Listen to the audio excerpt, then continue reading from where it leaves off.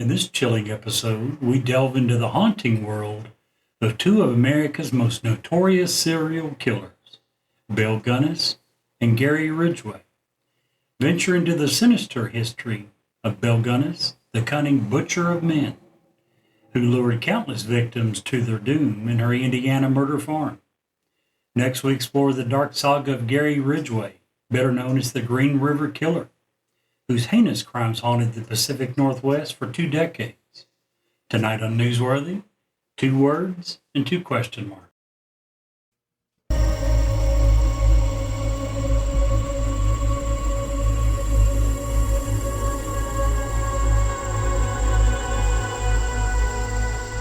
He's alive! Have you checked the children? Get out!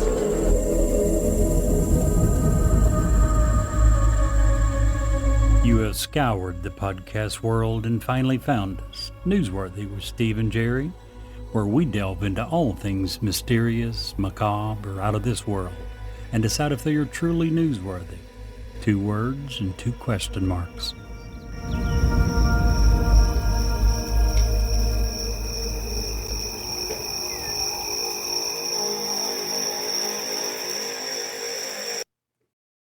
Hello, I'm Ed Locke with USA Mortgage. Tax season is upon us. Did you know that 47% of Americans are planning to use their tax refunds for everyday expenses, home improvements, and vacations? What if you used your tax refund for a new home instead? Again, this is Ed Locke with USA Mortgage. Your tax refund can be used towards down payment, closing costs, or paying down existing debt to help get approved. So before you spend that tax refund, let's get together and see how to best utilize those funds to invest in your future and your new home. Call or text me at 502-680-0953. Again, that's 502-680-0953. NMLS ID 448-9008, Das Acquisitions, LLC, doing business as USA Mortgage, NMLS ID 227262. This is not a commitment to lend. Additional terms and conditions apply. USA Mortgage is an equal housing lender. Hello, Mr. Jerry. How are you? Steve, I'm great and getting better. Well, I'm that's always good. getting better when it's time to do a show. Yeah, well, it's just weird this time of year. It's still daylight outside, and we're about to do a show, and that's just weird to me. After doing them in the winter for so long, it gets to be, I don't know. But I like the feeling. Yeah? I hate the opposite. Late fall, when you look outside where you start to do our show and it's already dark, Yeah. it just makes me feel like it's so late. So I enjoy this. That's because you're old. Well, that's beside the point. Go to bed at All 8 that. o'clock. I'm just kidding. Dude, I go to bed way after you do. I I'm know. so flippin' old now that I can't go to bed unless I take my medicine to make me sleepy. And sometimes I forget it, and it's 2 or 3 in the morning before I'm like, oh, geez, that's the problem. Well, good for you. Not so good for me. So there's been a lot going on in the world. Yes, there has. Taiwan just experienced a 7.4 earthquake. Lots of people And still then trapped. 29 Prayers to them. aftershocks. I heard, Yeah. yes, absolutely. Tons of Gosh. people trapped underground. Yeah, that's, Apparently, they have a lot of underground highway tunnels, is the term that I read. yeah. When you have an island, and here's the one thing I never understood: when we had, and I'm not going to try to get political with this. I'm really not meaning that. But when we had Hurricane Katrina, and it pretty much obliterated, New Orleans. New Orleans was an antiquate, gosh, I can't say that word. A very old city, right? And they had such a huge, Antiquities? Is that the word you're talking about? yeah, it was a But very does that apply to that? antiquated. Okay. Is that the word I'm trying to say? I don't think so, but I'm not for sure what it is. Damned old city. There you go. Okay? That's it. That's the word. So anyway, they had such an opportunity to build that city back and make it modern and just do all the things that when a city is built so old that you have to go back and fix all this other stuff. I just feel like, they didn't do any of that. They just built it back the way they had it. Well, In Taiwan, it's on an island, so it's very similar. They have it's a very modern city where they've got tunnels everywhere and high speed trans. Very few people, as my understanding, have owned their own cars there because public transit is so good. But now a lot of those people, unfortunately, are stuck in tunnels. And, a bunch of them, and that would kill me. I'm claustrophobic, and just the idea of being stuck in a tunnel and not knowing if you're ever going to be able to escape and get out. And yeah, it would just immediately begin to feel like I was trapped, no way to breathe. Yeah, that certainly feel sorry for those people. insane. My dogs. Of course, as soon as we go live on the air, the dogs are like, "Hey, let's throw a party!" Absolutely. Speaking of parties, did you hear about the guy that fell off the top floor of the nightclub? I did not. Yeah, man, I don't know who it was, but I know it wasn't the bouncer. Steve. No. Actually, I like that one. That's a pretty good one. I've got some big news. Oh, you do? Don't think I'd mention this to you. I'm the proud owner of a dairy company. Wow. I knew you had the oil company thing going, but Yeah, this dairy company thing, I'm gonna milk this thing for all it's worth. Just saying. kudos. I like it. There you go. I like both the dad jokes this week. We give them woohoo. 2 thumbs up for those, huh? Yeah, absolutely, man. Absolutely. So next week we got a guest. Sarah Yes. Ramirez will be here We with told us. people last week it was this week. Yeah, or I was off by a mistaken. week. I was mistaken. Shall happen next week. Yeah, next week we talk about the big one. We bring in, we talk about Yeti, Sasquatch, Bigfoot. You call it, we nail it. Should be a pretty big episode. Might break it into 2 parts. We'll just have to wait and see. Really excited to have a guest come in. She can be in studio, so that'll be awesome. Hopefully won't have any. Every time we've had a guest up until this point, we've had some sort of technical difficulties. Let's hope that that's not the case now. Did we? Even when they were in studio? Yeah. I was thinking it went pretty smooth with Clay. Oh, I did. That's right. Oh, gosh, that was a long time It ago. was a long time ago. We need to get him back on sometime. Yeah, Clay, if you're listening, Absolutely. give me a call. Let's talk. Let's kick rocks at the government. That's what we like to do best. That's right up his alley, and he does an excellent job of it. We would have a hard time finding someone more well-versed and well-educated on that topic than Mr. Clay Davis. Smart dude. Smart dude. Absolutely. I like being surrounded with people smarter than me. It makes me, Then why am I here? well, we kind of like you a little bit. I hate to put it out there, but Just go ahead and tell him it's because of my good looks. That's the only thing. keeping me hey, here. listen, I gotta say, your good looks. We started last week doing some shorts on We YouTube did. to promote the program. Jerry had over 250 views on his video last week. Far more views than I did on mine. Well, 2 or 3 weeks prior, you did when we were going to be a day or 2 late, Yeah. you did a 30, 40-second teaser just saying, hey, we're not missing the show. We're just going to be a little late. And if I'm not mistaken, that one got way more views than mine did. So Well, it's been there a lot longer. So, thanks for trying to make me feel better about that. Not for sure that's the reason, but thanks for the thought. absolutely, man. I think the shorts do better. I mean, I don't. We're brand new to YouTube, right? I mean, Well- let's just be honest. So, So why do you think they do better?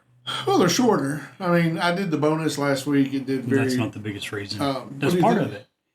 The shorts get pushed. Oh, okay. Podcast never gets pushed. No one ever accidentally stumbles across our podcast. It's never pushed to someone. The That's true. shorts are pushed based upon other things that you have listened to and watched and things that you have liked and interacted with. It will suggest, and when you start going through those, you don't have to look for one. You listen to one, you swipe, it shows you the next one, All right? right, that's true. That's the way this works. So you're automatically being pushed to a bunch of people is the reason why. Gotcha. Well, there you I go. wish I truly could say it was my good looks, but that's not the reason. Well, we'll see how it goes. Bonus stories are also over a minute. Shorts have to be under a minute. So bonus stories get a little less, they don't get that push. Yeah. That's okay. This week's bonus story is pretty cool. I really liked it. So check that out on YouTube. It's the Moors, the African Moors. Find that on YouTube. Check the video, like, subscribe, do all the things to our channel there. You'll enjoy it, I think. You can always find our podcast is loaded up there every week. Plus, now we're doing these short videos. So, hey, we never know where this is going to go. But yeah, Sarah's going to be in next week, talk about Bigfoot, kick off to our travel plans. Man, I can't wait for that. Of course, you did bring up a very good point last week when we went off the air about that whole deal. What was that? That it's the beginning of August outside. Hopefully the weather won't be too horrible. Yeah, because I'm hot natured as it is. I'll be brutally dead, but it'll be okay. Just to make sure that the listening audience understands what you mean when you say you're hot natured, Steve has a saying that's pretty well true, which is when you come into his house, he wants it to feel like that he's getting ready to hang meat and that you could hang meat in his house. And if it's not cool enough to do that, he's not happy. So Right, he's pretty not much. kidding when he says that he's hot natured. I'm very hot natured. I'm so hot natured that last year, Jerry and I, who we both very much like to cook, we like to explore new foods and stuff. And we decided we were going to have a contest to see who could bake the best bread between us. You remember? Sure. And I couldn't get my dough to rise because it was too cold in my house. I couldn't We get the both felt that sourdough to take Yep. root. Man, I tell you what, we got Bigfoot next week, but tonight we're talking about some bad people. Yes, they are. I mean, your topic, man, she's a bad woman. Both of them. And my guy, he's we may have to two-part this episode as well, to be honest, see. because either one of these, once we picked our topics, we were like, yeah, we'll do two. We'll try to find two really nasty serial killers, and either one of these guys, man, whew. How about you start tonight? Sure. Because your lady just gives me the absolute creeps. Wow. Now, your guy was a little more recent, but Yeah. I had heard of him. This lady I'd never heard of. Me either. I had to Probably- look her up. Yeah. Belle Gunnis. Back in 1908 in LaPorte, Indiana, police were digging up a pig pen. They weren't looking for pigs. They were looking for human bodies, and they found them. Actually, they found more than a dozen of them. They don't know exactly how many. We'll get to that later. Belle Gunnis was born in Selbu, Norway on November the 11th of 1859. So, yeah, when I said it's going back quite a ways. Oh, yeah, long way. 1859. She was the youngest of 8 children.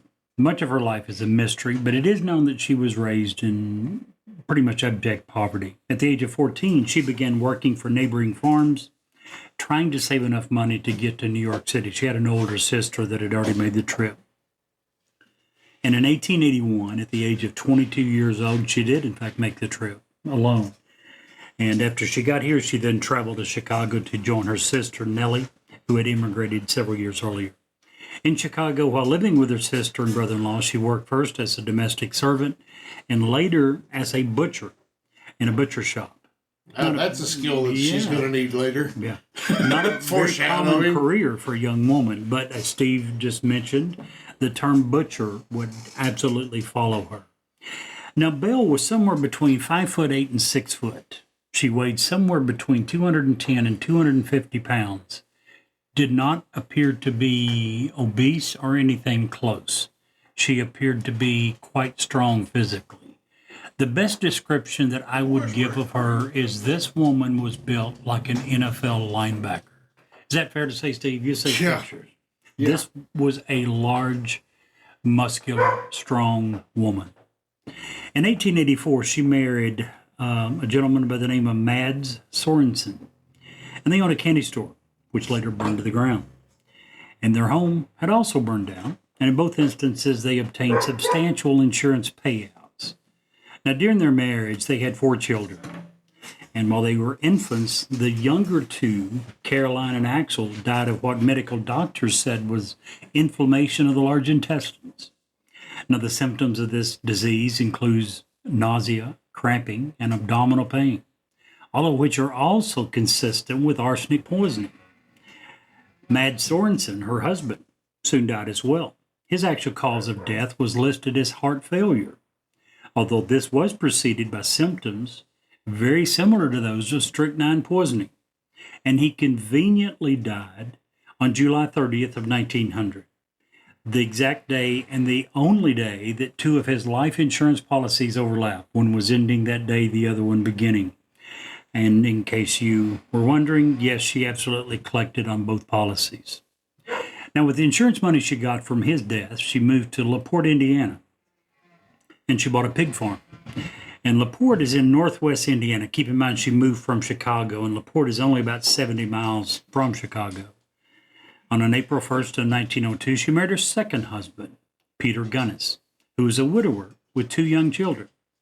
The youngest, an infant daughter, died 1 week after the couple was married. It is suspected that Belle poisoned her. Peter's oldest child, a girl named Swanhild, left to live with other relatives. She's the only child who ever survived living with Belle, the only one. Gosh. 8 months later, Peter, her second husband, he was dead from a skull injury. She claimed that a meat grinder had fallen from a shelf and smashed his skull. The district coroner didn't believe the story. He convened a coroner's jury suspecting murder. Nothing came of the case. Once again, Belle collected the insurance payout. Apparently, she believed that she was raising too many suspicions with husbands dying, so she began a new tactic. She began placing advertisements in the matrimonial columns of Chicago newspapers. Now, explain to us young folk what that is, Jerry. Because, I mean, at your advanced age, you would have I should know, right? you should. I was around back in those days. Are you telling me that everyone doesn't know what matrimonial columns are? I would say a lot of people are young people that listen to our podcast. They probably have an idea, though, right? I doubt It's it. nothing different than the It's Tinder, except in the 1800s. the back pages of Craigslist before they were outlawed. The sex ads without the sex, although that was probably part of it as well. Here is, in case you're still wondering, here is one of her advertisements that she placed. And I quote, "Comely widow who owns a large farm in one of the finest districts in LaPorte County, Indiana, desires to make the acquaintance of a gentleman equally well provided with a view of joining fortunes. No replies by letter considered unless sender is willing to follow answer with personal visit. Triflers need not apply." Triflers. Described herself as a comely widow. Another very modern word, right? In case you're wondering, it's an attractive person, normally used in connection with females. Now, she began running these ads in the matrimonial columns of Chicago newspapers and some other Midwestern cities, and several people responded. Several people came to visit. Several people gave her money. Only one was ever known to have come and visited and to survive, to be seen again. Jeez. One of the early ones was John Moe of Minnesota. He came in 1906 with money to pay off her mortgage. He disappeared from her farm within a week of his arrival. Old Budsberg, an elderly widower from Iowa, Wisconsin, came next. He was last seen alive at the LaPorte Savings Bank on April 6, where he mortgaged his Wisconsin land, signed over a deed, and obtained several $1,000s in cash. His sons, Oscar and Matthew, having no idea that their father had gone off to visit her in the first place. When they finally discovered his destination, they wrote to her. She promptly responded, saying that she had never seen their father. Through it all, there was one guy, Ray Lampier. He was Belle's work hand. and sometimes lover.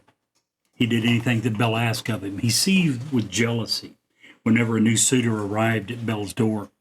Eventually, she realized that his instability was a risk to her livelihood, which, obviously at this point she's making the most of her money from these guys that are coming to thinking that they're going to marry her, and they give her money and they go away. They're never seen again. So when she realized that Ray's too much in love with her just to be a casual lover, she decided she had to get rid of him. She fired him on February 3rd of 1908. And she declared that her former employee was not in his right mind and was a menace to the public. She somehow convinced local authorities to hold a sanity hearing for him. He was pronounced sane and he was released. But when you think about it, what a great way to ensure that no one's going to listen to this guy. He just had a sanity hearing. She also told her lawyer, Mr. Laliter, that she feared for her life and that of her children. Ray Lampier, she said, had threatened to kill her and burn her house down. Belle's final victim that came to visit was Andrew Helgelin, and he was from South Dakota. After many letter exchanges, he finally decided to take the leap and come and see her. The words that persuaded him were possibly those that were found in a letter at his home by his brother after he had disappeared. And in it, Belle had written this: "My heart beats in wild rapture for you, my Andrew. I love you. Come prepared to stay forever." Well, Andrew did arrive on the farm like the other lonely hearts before him. And like those before him, he too vanished without a trace. Helgelin's brother, meanwhile, had grown very suspicious of his missing brother. Belle had tried to shake him off. She gave vague stories about his disappearance. But it was clear that her excuses weren't cutting it. And with the walls closing in, because his brother had said that he was coming to figure out what had happened to his brother. So with the walls closing in, Belle had drafted up a new will, and she left her entire estate to her children. Then on the morning, and I just lost my place. I don't know why I keep jumping around here. Then on the morning of April 28th of 1908, her home burst into flames, and her house burned to the ground. The body of a woman who was initially assumed to be Belle and 3 children were found inside in the basement. I said it was initially thought to be Belle's body because it was soon determined that the body size didn't fit hers. Doctors measured the remains and concluded that the corpse was that of a woman around 5'3" and weighed no more than 150 pounds. And the body was headless. It was decapitated. Now, the strange part is it is still listed today as her. The body that was found, the decapitated body, is still listed as hers. It is listed as her official date of death, all that. Even though that everyone, neighbors said there was no way. Doctors, everyone said that this was several inches and anywhere from 60 to 100 pounds lighter person than her. Now, obviously, when you have a house that's burned down and you find a headless body and 3 children in the basement, it begins to raise some serious questions. More investigation, more digging was done, and they began to find multiple burlap sacks containing body parts. Torsos, hands, legs, heads. They had not together. Separate. Gosh. The hands, the legs, the arms had been hacked from the shoulders down. Legs had been cut off. And in each bag wasn't one person. It would be a head of one person, 2 arms of another, 1 leg of yet another. Just filling bags. Which is why I remember when I said that at least a dozen bodies were found. They really don't know. They didn't have DNA evidence at that time. They don't know how many bodies were there. Other evidence later led them to find out that she had different ways of disposing of bodies other than just burying it. So she really owned a pig farm, right? Large farm, yes, very, very large farm. Pigs can do some pretty nasty things to humans. You would think that she would have just used them. She did. Oh. That was part of what she did. That's part of what she did. She didn't do that a lot, apparently. The assumption is that you're right, they could, over a period of time, get rid of several bodies. She necessarily didn't want to wait a long period of time for all of it. Oh. So a lot of it, and part of it, like the skull, you couldn't put a head out there because they're not going to be able to. They could probably get the non-bone parts, The meaty parts. meaty parts. Don't wanna get too graphic here. Yeah, but in each case, the body had been butchered in the same manner. The body had been decapitated, the legs removed at the shoulders, the legs severed at the knees. Some were found to have been actually, as we were saying, fed to the pigs. There was a large hog scalding vat that they found that some had been disposed there as well. And all of these methods made it obviously very difficult, if not impossible, to figure out exactly how many bodies had been found. Now, her attorney pretty quickly relayed to the police what Bell had told him and about Ray Lampier. And based on that testimony, he was quickly caught. He was charged with arson and murder. And a jury found him guilty of arson, but not murder. The reason he was not found guilty of murder, and I don't understand it, the reason listed was that they couldn't convince the jury that it was her body because none of the descriptions. Okay, fine, we get it, but there's 3 other children there as well. Right. So they convinced him of setting the house on fire and sent him to prison for 25 years for that, but acquitted him of murder, even though the same fire he was convicted also killed the 3 children that they know for sure were killed. Yeah, he was sentenced, I think I said 25, he was sentenced to 20 years in prison. He died the following year of tuberculosis. Now, shortly before his death, he did confess to a priest. In it, he claimed that he had not murdered anyone, but that he had helped Gunnis bury many of the bodies. He said that when a victim arrived, she would make them comfortable, she would charm them, she would cook them a large meal, she would then drug their coffee, and sometimes that evening would go to the room, chloroform them, and drag them down into the basement and kill them. Sometimes it would be a few days later. Apparently, a lot of it depended upon how quickly they were willing to give her the money that she was wanting and hoping for. All over money. Every bit of this, from the 2 husbands, the children, everything, it looks like was done for money. Ugh. Totally different. Most male mass murders, they say, is done due to some sickness, hate, sexual deviance. Women tend to be more based on financial reasons. And Wow. with Bill Gunnis, it absolutely was. That's why I'm, for all you ladies out there, I am poor as junk. Please don't kill me. No reason for that. No reason to kill me. But yeah, Lampier was saying, and it was easy to believe that he would help her once he began. But even before, he said that, this woman would simply carry the bodies down to the basement. She had a large table there, and she would begin dissecting them. To save time, sometimes she would poison the victim's coffee with strychnine. She varied her disposal method, sometimes dumping the corpses into the hog scalding vat.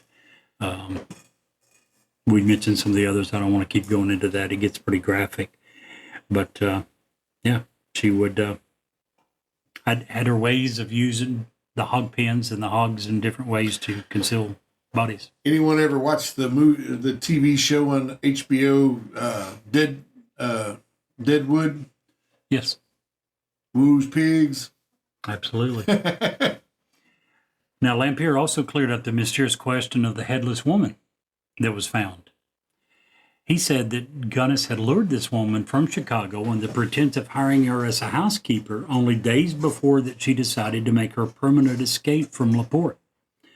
Gunnis, according to Lampier, had drugged the woman, bashed her head in, decapitated the body, and took the head, which had weights tied to it, to a swamp nearby where she threw it into deep water. Then he said she had chloroformed her children, smothered them to death, drugged their small bodies along with a headless corpse to the basement. Ugh. Now, he claimed that she was a very rich woman, that she had murdered over 40 men by his count, and that she had taken amounts from these men ranging from $1,000 to $32,000. She had allegedly accumulated more than $250,000, $250,000, in money at that time, which would be worth over $8 million in today's money. Now, when all of this went down and her house finally burnt, there was only a very small amount remaining in one of the savings accounts. Other local banks later admitted that she had indeed withdrawn most of her funds shortly before the fire. The fact that Gunness withdrew most of her money suggested that she was planning to evade capture and trying to evade the law. In 1931, a woman known as Esther Carlson was arrested in Los Angeles for poisoning a man by the name of August Lindstrom for money. Two people who had known Gunness claimed to recognize her from photographs. She appeared to be about the same age and the same size. And also, there was no trace of Carlson to be found prior to the year 1908, which, in case you've forgotten, was the year that the house had burned down and Gunness had supposedly died. Now, Carlson died while awaiting trial, and the identification was never proven. So, it certainly does not appear to be her body that was in the house. But to this day, we still have no idea if that is, in fact, exactly the case. And if it was not, when and where she ended up, how long she lived, or any of that. Now, this is a pretty famous case. I'd heard about your guy. I think I mentioned that earlier. Yeah. I'd never heard of this woman. I had never heard of Belle Gunness. I knew nothing about her. And I'm not for sure why, because there's several books that have been written about her. Several movies come out. Method, a 2004 film starring Elizabeth Hurley, who portrayed Gunness. It was followed by The Farm, a 2021 film starring Tracy Lords, which is also based on this story. In the Garden of Spite, a novel of the Black Widow of Laporte, is a novel written in 2021 by Camilla Bruce. It was published in the UK with the title Triflers Need Not Apply. Remember when I said she would be long remembered as a butcher? Yeah. 2018, Harold Schnechter released a book entitled Hell's Princess, The Mystery of Belle Gunness, Butcher of Men. So I guess my PSA for the day, the next time that you're strolling through the matrimonial columns and you read about a comely widow who owns a large farm, keep scrolling. Swipe left, right? Swipe left. You see who the Tinder expert is. I had no idea which way you're supposed to swipe. I'm guessing. I don't know if that's right or not. Right, left. I don't know. I've never used Tinder, so I don't know. Neither have I. What a Scary woman. crazy, scary woman. It is. And back in those days, there were no DNA evidence. There was no way of. I mean, Let me add this, since you brought up DNA. In 2008, DNA tests were performed on the headless corpse. The body that was found, that initially was believed to be hers and officially still is hers, was buried with a grave. They knew where the grave was, so they dug that up in 2008. They got permission from the ancestors, whatever.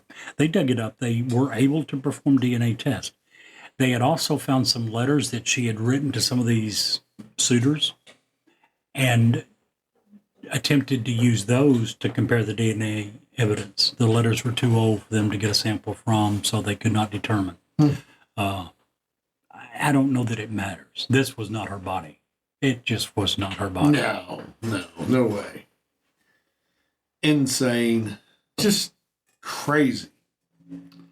Yeah. And I say that, but legitimately crazy. No, big time. I mean, To be able to kill anyone for money or any reason, you got to be crazy. yeah. Spouses, Self-defense, maybe. Oh, okay, I get that. Spouses, you can even see some huge argument. Maybe he was hitting her. Crime of passion. Right. Yeah. Okay, fine. There's certain scenarios. Your own children. Yeah. There's no way. There's Not no once, not excuse. twice, multiple. Children, multiple husbands. Again, And this- somewhere between 12 and 42 people they believe that she murdered. In today's world, postpartum depression is a real thing. And, there are women who do murder their children as part of that. Legitimately, they have issues, untreated depression. But this wasn't that. This This was woman for the just money. wanted to collect some insurance money. Her own children.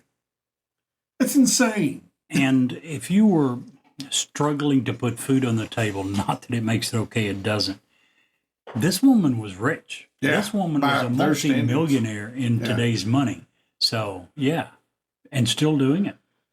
Crazy. She had a taste for it. She did. She had a taste for it like my guy had a taste for it. Yeah, your guy really had one as well. My guy, and we'll get started. What are we looking at time here? Yeah, we'll get started with him. I don't know how far we're going to get, but we'll at least get the basics covered. There you go.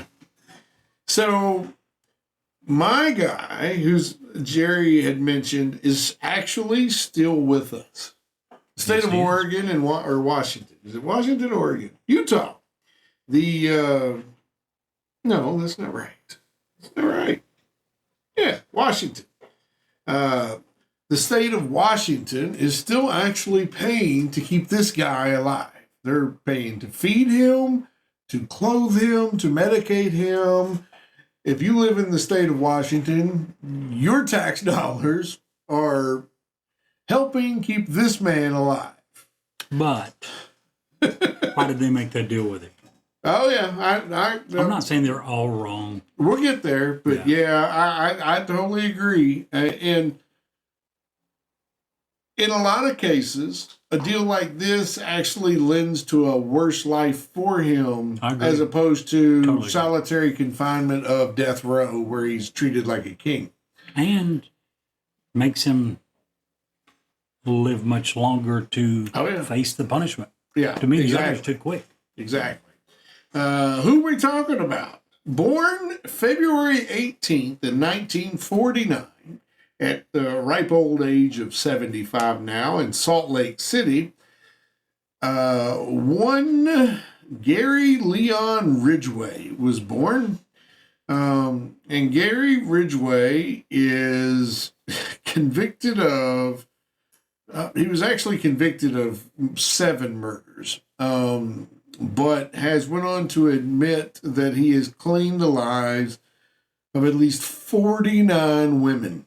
And some people believe that he had murdered upwards of 80 different women. And these were all women who were sex workers. Most of them were very, very young. He targeted 13, 14, 15-year-old sex workers because in his estimation, they hadn't learned how to be safe as a sex worker. And you and I were talking earlier, and you made a very valid point.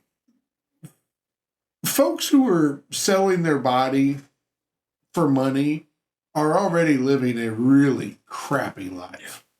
Truly are. And for these guys, and he's not the first, many serial killers target sex workers and drug addicts and the lowliest of our, and I say that, I don't mean that as a disrespect. I just mean it as a people who are struggling and doing what they have to do to survive. You know, these guys are hanging on by a string. They're doing what they have to do, you know? And when asked why he targeted sex workers, he was honest. He was blunt. Nobody's going to miss them for a lot longer, so I can get away with it longer. This guy who had a IQ in the low 80s, borderline, mentally challenged, had a job at the Kenworth plant, worked every day, was married to his 3rd wife, even took his son, and we'll get to all this in just a second, used his son as a disarming method of getting women into his car. So even though his IQ was in the low 80s, he was 100% predator. And not only was he predator, he was gross. And we'll get into some of that here in a minute. And we're taking this, I'm taking this from a couple of different sources today, Wikipedia, obviously, and biography. And this is an article that was written originally for me. I just want to make sure we get credit to the right people, because this guy did a great job. Tyler Picotti. This is taken from both of those sources. So basically, Gary Ridgway was America's deadliest convicted serial killer in 2003 when he pleaded guilty to 48 counts of murder. 8 years later, he pleaded guilty again to a 49th when the remains of one of his victims were discovered. Over a 20-year period, Ridgway methodically sexually assaulted and strangled scores of women, most of them prostitutes or runaways. And unlike most serial killers, he didn't keep trophies, and he didn't have a specific. Some of the ones that everybody here, John Wayne Gacy, put them in the basement or in the crawl space. Most people have a very distinct way of disposing of the bodies. Your girl, the pig pen. Yep. He didn't. He just pretty much, the only reason he was called the Green River Killer is his first five victims were found in the river. That was it. He literally would put them anywhere. Long, wide area, King County, and he did it all over the place, and he did it to confuse authorities. Investigators believe that throughout his murderous spree, the seemingly mild-mannered Ridgway never spoke to any one of his killings, and he, as before mentioned, did not keep any trophies of the crimes. Most serial killers will keep a trophy. That way they can relive the moment of the kill or relive whatever. And he maintained a job he was a painter at the Kenworth truck plant in Renton. And he managed to be married and divorced twice and was on his third wife. The twisted path that got him there, unfortunately, when he was a child, he had a bedwetting problem all the way up until the time he was 13 years old. And as a result, and you said it earlier, this is no excuse, but this is still weird. And it has to be very scarring. Having a bedwetting problem up to your 13, his mother would forcefully wash his genitals after every single episode. He would even later tell defense psychologists that as an adolescent, he had conflicting feelings of anger and sexual attraction toward his mother, fantasized many times about killing her. He was also dyslexic, and he was held back a year in school. In fact, to show some of that anger, when he was 16, he actually stabbed a 6-year-old boy who survived the attack. Ridgway had led the boy into the woods and then stabbed him through the ribs right into his liver. Crazy. Very much so. But again, what a horrible childhood. Yeah. It's no excuse. I would never attempt to make an excuse for an individual like this. At the same time, I can't help but wonder how I would have responded had I went through what he did. Right. We got a lot of really sick people in this world, not just the Gary Ridgways, but his mother, who, for a 13-year-old boy that was still wetting the bed, would do this to him. And at 13, you're at the very least, pre-pubescent. Sure. Most, in today's world, you are pubescent. And that type of action, I could see where that conflict comes from. Yeah. As a dude, that's not something that you're accustomed to at 13. Absolutely, especially not from your mother. Right. Fast forward July 1982, children find the strangled body of Wendy Caulfield, 16, floating in Seattle's Green River. Over the following weeks, 4 more bodies are discovered in or along its banks. All of them were women, all of them strangled. On August 15th, 3 more bodies were found, and Detective David Reichert was one of the first authorities to arrive at the scene. Marcy Chapman, 31, was found in the shallow water alongside the naked body of 17-year-old Cynthia Hines. Nearby in the undergrowth lay the body of Opal Mills, 16. Blue trousers knotted around her neck, her breast exposed, bruises apparent on her arms and legs. In 1982, on August 16th, a police task force is set up. And the King County Sheriff's Office set up the Green River Task Force to investigate the killings. The body count continued to rise. More and more victims were discovered along the river and in the area around Seattle Tacoma International Airport. Over the next 2 years, the Green River Killer, Ridgway, sexually assaulted and murdered more than 40 other women. Each time you found a body, it was like being hit in the head with a baseball bat, Reichert told the Times Magazine. In the spring of 1983, prostitute Mary Malvar, 18, was last seen by her boyfriend getting into a paint patch pickup with a dark-haired man around 30 to 40 years old. 4 days later, police actually questioned Ridgway at his home about his knowledge of Malvar, whom he denied knowing. In November, police once again spoke with Ridgway about the murders, but he denied any knowledge of the victims. Authorities lacked any actual evidence to connect him to any of the crimes, so they let him go. In 2003, Ridgway told investigators he stood against a fence during his original 1983 questioning to conceal the scratches that Malvar had left on his arm, and as soon as the police left, used battery acid on his own arm to cover the scratches. Jeez, Opie. That way they had no connection to him.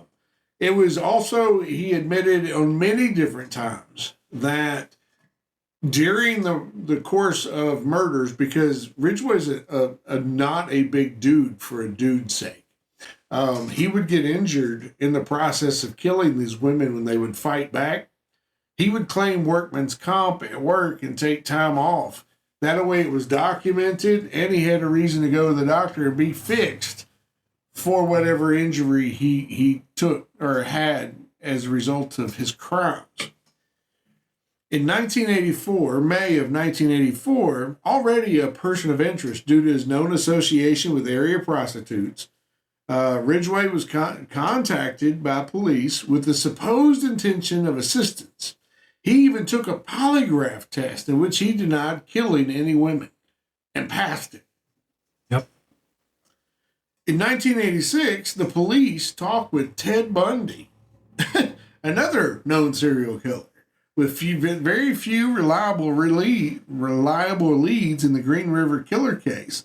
Authorities were desperate for any information to help the investigation. Having read about the ongoing cases to the press, convicted serial killer Ted Bundy wrote Rickard offering his help in the case. Reichert went ahead and flew to Florida, where Bundy was being held on death row. During discussions, Bundy reportedly advised authorities the killer might be revisiting the victim's corpse and performing sexual acts on them. A hypothesis, then here's the gross part, that Ridgway actually confirmed. This man not only would kill folks, he would go back to the bodies 2, 3, 4 days later and have intercourse and actual sexual contact with the dead corpse. One sick puppy. And the fact that Bundy picked that out, that whole him going to talk to Ted Bundy was one of the basis and one of the things that was incorporated into the movie The Silence of the Lambs, where they, Clarice Starling, went and talked to, started the whole premise of the movie. That's where that came from. In 1987, Ridgway actually provided a DNA sample that would eventually be his downfall. Because Ridgway was the last person allegedly seen with 2 of the victims, police eventually were able to secure a search warrant. They searched his home and vehicles in 1987 in connection with the murders. It was at that time Ridgway finally provided police with a saliva sample that was actually used later to tie him to the crimes. But due to insufficient DNA testing at the time, Ridgway remained a free man for over a decade.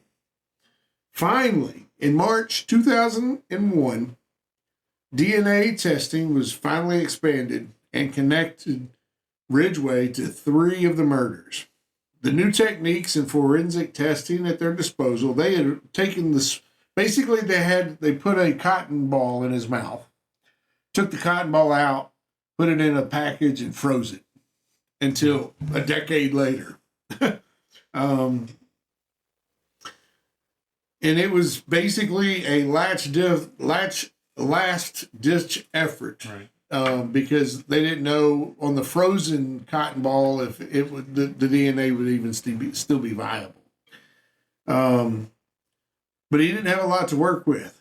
They went through all of the evidence again. They rinsed fingernails to look for trace evidence. They swabbed the ligature marks, looking for cellular material. One girl were able to find a few sperm clinging onto her pubic hair. And the new DNA profiles from 3 victims were compared to Ridgway's, thanks to the saliva sample he provided in 1987, and it was a match in all 3 cases. Nearly 2 decades after the first murder, Kings County Sheriff Reichert announced that Ridgway, then 52, was arrested in connection with 4 of the Green River Killer's early victims. Marcia Chapman, Open Mills, Cynthia Hines, and Carol Ann Christensen. Christensen's body had been recovered in 1983. November 5th, 2003, Ridgway, the prosecuting attorney had said, hey, we're filing for the death penalty. Through his attorney said, hey, if you take the death penalty off the table, I will be a fully cooperating witness. I will admit to whatever it is that you think I've done. I'll tell you where everything is. And I think the thing that finally sealed the deal, he said, I'll take you to all the bodies so the families can have closure. And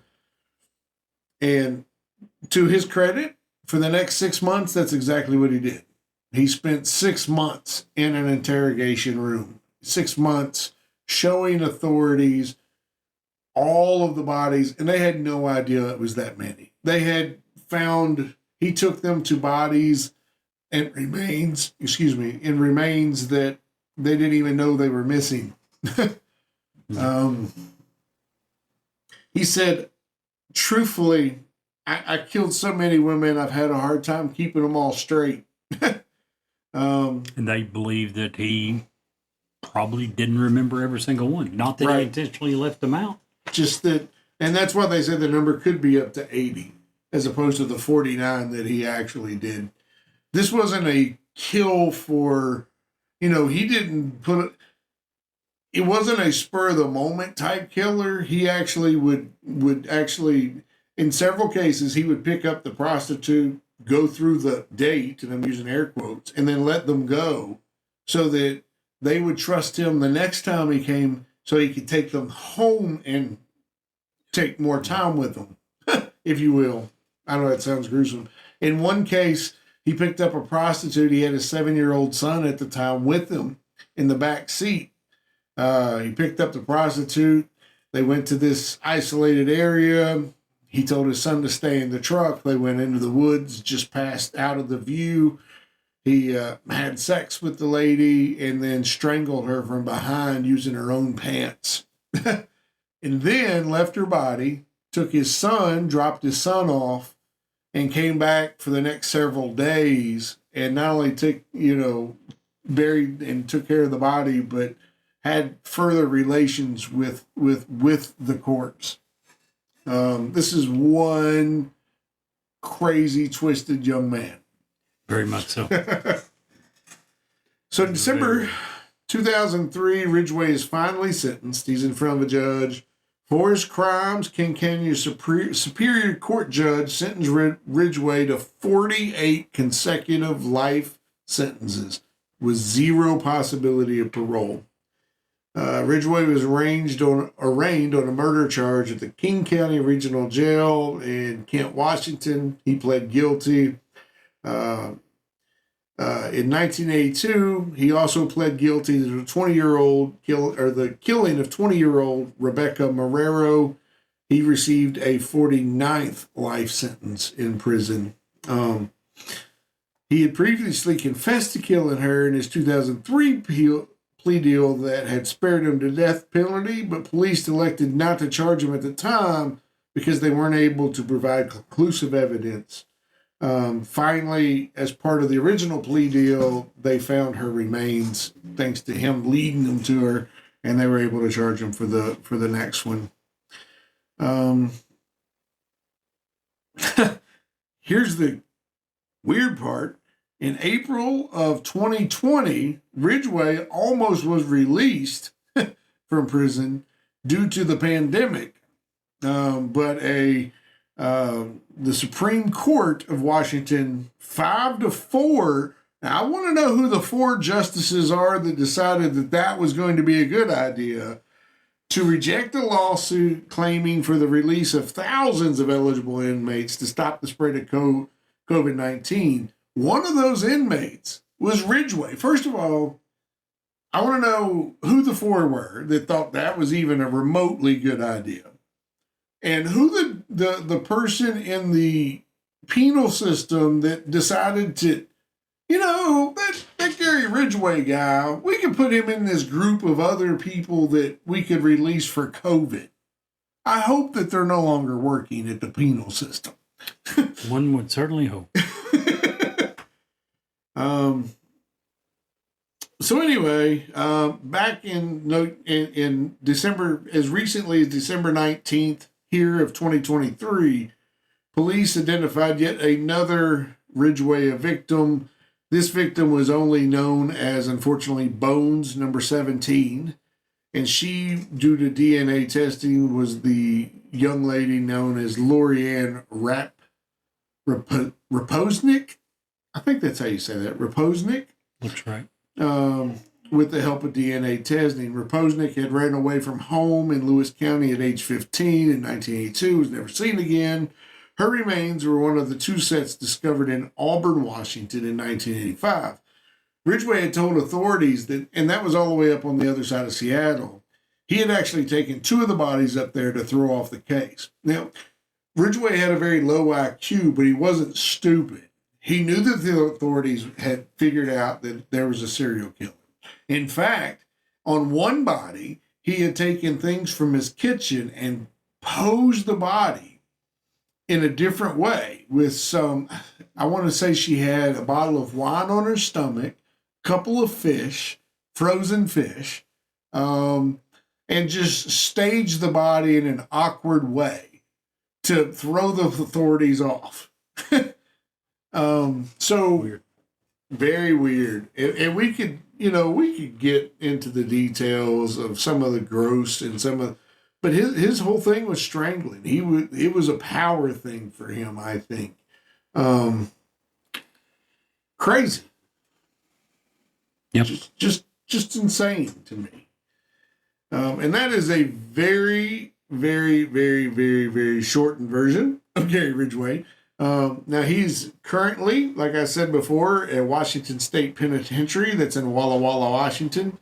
He's been there since January 2004.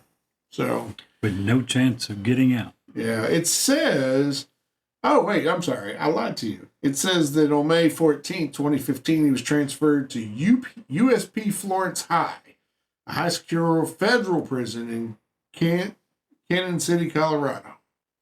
So there you go. I read somewhere that he ended up coming back. Maybe not. I don't remember. Anyway, man, if you're going to go through and you're going to kill 49 people, there's, can you imagine? Now, you, Jerry, you've kind of lived through something like this. I was up in Washington, D.C. area. And What was that known as? I almost covered those 2 guys. Oh, did you? Yeah, they were on my list, and I was like, I don't want to do The that. sniper killings Yeah. back, 15 years ago or so.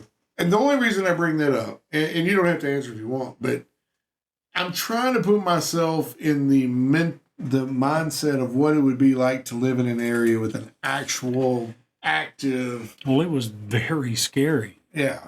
I lived in Fredericksburg, Virginia at the time, and if you remember, all of those murders were committed on I-95. They were they would venture no more than half a mile away off of the interstate to do the killing. And it was thought at the time they were using Interstate 95 to make their getaways. Yeah. And it ranged from, I know it went down almost to Richmond, Virginia, and went way up into Maryland. And the store that I was running was literally a quarter of a mile away from I-95. Huge parking lot.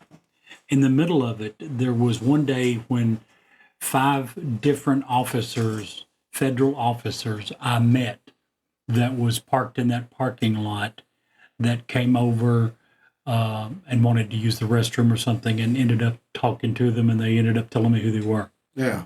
Plainclothes officers. They were pulling everybody. Department of Justice there was people from alcohol, officers from Department of Alcohol and Firearms. They were bringing in everybody to go set any place close to an exit off of I-95. And here, my place, my employment was within a quarter of a mile. It was absolutely scary. So, yeah. I just can't. And to the people that don't know, the guy and it was his accomplice. One guy would drive, the other guy was in the trunk. They had screwed out the little keyhole for the trunk, and that's what they were shooting out of. And it was father-son. Yeah, was it father-son? Father-son, yeah. Just crazy, man. It was. One of the murders happened at the 126 exit in Massaponax, which is the southern Fredericksburg exit. Yeah. That was a scary time, for sure. Insane. And that's just for someone being in the vicinity,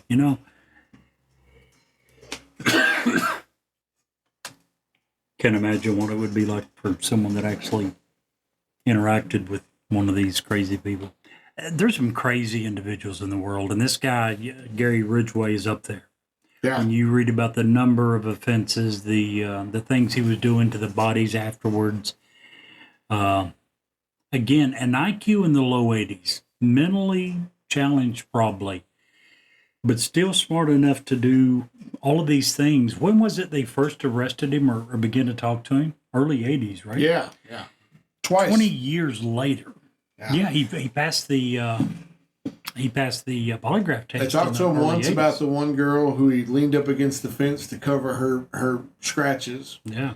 Then they came back and talked to him again. Then he volunteered to do the polygraph. So that was at least 3 different points of contact that the police had with him. And it still took darn near 20 years before he was actually convicted. So he was very clever. Probably lucky to some degree, but very clever to be able to get away with this for so long. So the task force was operational for almost 20 years before budget cuts.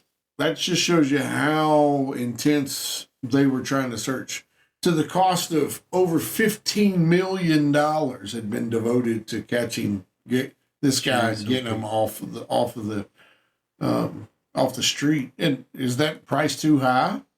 I don't think so. No. What's the price on life? You know what I mean? Absolutely not. What's the price of that fear? Of not being able to lock your, having to lock your doors and not letting your kids or anyone out of your sight. We live in a very small town now, and I don't think anything of going outside or walking downtown or, I live close to Maine, downtown, so I don't think anything of that. If I left the house to go somewhere and I was going to be gone till tomorrow, and I'm a quarter of a mile away, and I realized I had forgotten to lock my door, I probably wouldn't turn around and go back to lock my door. Right? Yeah. I mean, that's kind of the way but if this is going on and you know it. I'd be afraid to walk outside. Right. So crazy. So Belle Gunness, Jerry. I'm just going to tell you, thumbs up on this. No, yeah. Because I'd never heard of this lady until you brought her up. And we don't think that And was she her. didn't die. I mean, there was evidence, and there were proof, not proof. There were sightings of her in Chicago after the house fire. So not only did she kill all these people, burn her children, get all this money, pull all her money out, she probably went on to keep killing people. Very possibly. You know, you don't just, that's the one thing about all of these people. Very, very, I can't think of anyone off the top of my head who's been a serial type killer. Ever just stops. Totally. They Your either guy came die. close. He said he loved his third wife, and he cut way, way back, and they Yeah. only know of 3 for sure that he killed during that time period. Yeah. So he tried. He cut way back. Still killed 3 Yeah. while You know. with the love of his life. Yeah. So, you know, she didn't stop. I agree. So thumbs up on Belle Gunness. Got to hear more about her. I mean, obviously, it's a case that's 120 years old now. So, Would still like to know what happened. right, Where did she end up? Did she kill other people? right. So, Right. yeah. And since Gary Ridgway is still awake, we're definitely going to hear more about him, at least at some point when he bites the big one. Absolutely. And Yeah. we are pretty convinced, even he says, that he lost count of the bodies. He doesn't Yeah. know how many he killed. We're sure that there is probably more bodies. So that alone gives it a thumbs up to me. As far as more news coverage, we should know who all he did kill. Most people tend to believe it was a lot closer to 80 than Yeah. 49. what I So that's everything that I found, everything that I've been able to research shows that maybe not quite 80, but really close to 80. Just given the frequency in which he would kill. He would dump 2 or 3 bodies at a time. Here's what Wikipedia says. It gives the officially convicted of 49. Right. Later down the article, Wikipedia says, and I quote, Ridgway is believed to have murdered at least 71 teenage girls and women. Yeah. 71. At least. Gosh. So, yeah, 49 we know of. More coverage till we find out the rest. So thumbs up on both these Absolutely. cases tonight. Hope you've enjoyed the episode. Again, next week we've got a special guest. Excited for that. We're covering one of the big ones next week, Bigfoot. The OG. One of the OGs, yeah. Pretty excited how that's going to break down. Probably be a 2-parter. That's okay. We're going to be covering a lot of Sasquatch and Bigfoot leading up to the Bigfoot Festival in Logan, Ohio, that we get to be a part of. So I hope you enjoy that, and we'll see you on the flip side. Man, that episode is really interesting. And if you'll stick around for us for just a few commercials, we have another great story to tell you. Hi, this is Ed Locke with USA Mortgage. When it comes to buying a home, the process can be overwhelming and confusing. With so many options, it can be hard to know where to start. That's why it's important to work with a certified mortgage loan originator. I have the knowledge and expertise to guide you through the process and find the best mortgage option for you. I will work with you every step of the way to ensure that you are getting the best deal possible. So if you're looking to purchase or refinance, please reach out to me at 502-680-0953. So don't take on the stress of buying a home alone. Work with me and I will make your dream a reality. Trust the professionals and make your home buying experience a positive one. MLS ID 448908, DAS Acquisition Company, LLC, doing business as USA Mortgage, MLS ID 227262. This is not a commitment to lend. Additional terms and conditions apply. USA Mortgage is equal housing opportunity.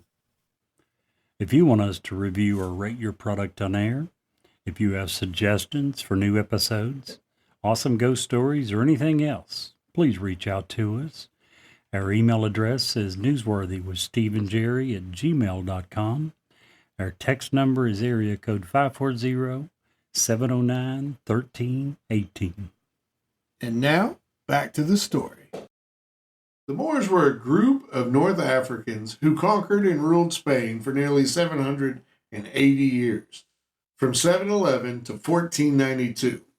They entered the Iberian Peninsula in Spain after after crossing the Strait of Gibraltar and passing through Morocco. African Moors were known for their exceptional architecture and engineering skills, and they built numerous impressive structures, such as university and mosque in Spain, which still stand today. They made significant contributions in various fields, including math, medicine, chemistry, philosophy, astronomy, botany, bricklaying, and history. The African Moors were the first to introduce the Arabic numbers in Europe, which are still used today. They also made significant advances in medicine. They developed treatments for various diseases, created medical textbooks that were widely used. In addition, the African Moors were skillful astronomers. They developed advanced techniques to measure time and determine the position of celestial bodies. They also made important contributions to botany, introducing many new plants to Spain and creating gardens that were admired by many. African Moors were also known for their expertise in bricklaying and built numerous impressive structures, such as Granada's Alhambra, considered one of the most beautiful, impressive buildings in the world. Finally, they wrote extensively about their history, creating numerous historical texts that are still being studied today. Very nice. And Jerry, if you can't see the light, Be the light.